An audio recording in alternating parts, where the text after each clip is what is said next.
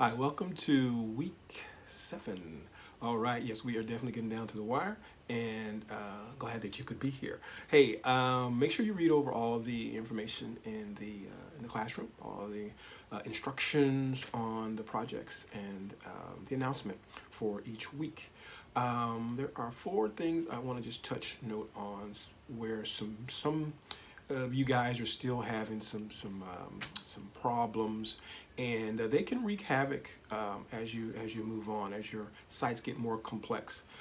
So the first thing is, for each project you should have a new folder always. You should never just put files in the root folder. That's that basic folder when you open up the FTP. You should always create a folder that you will put your work in. That will be where the website is held. Your home page should always be index.html.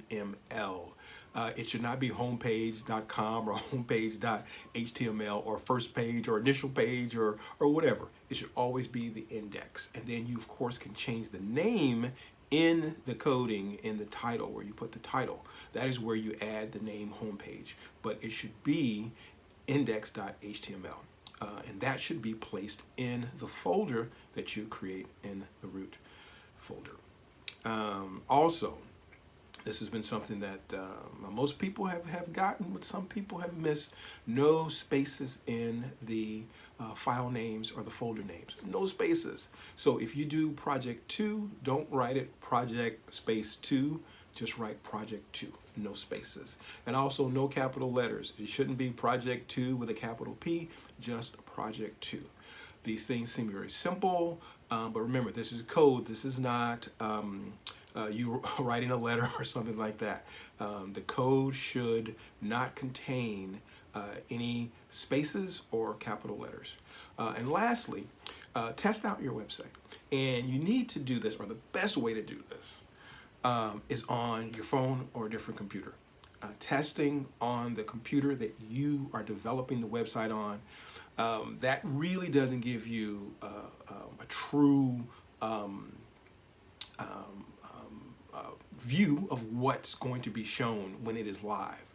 That's the best way to view it, when it's live. So when you show it on your computer, that's really just a preview, because it can easily connect to all the files on the computer. If something hasn't been uploaded in the FTP, it's not going to show up on your website.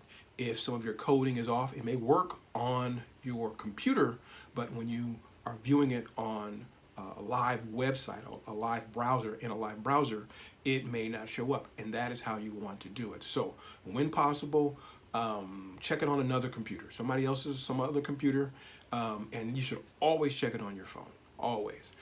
That is the best way to make sure you've got everything accounted for, all your links are working.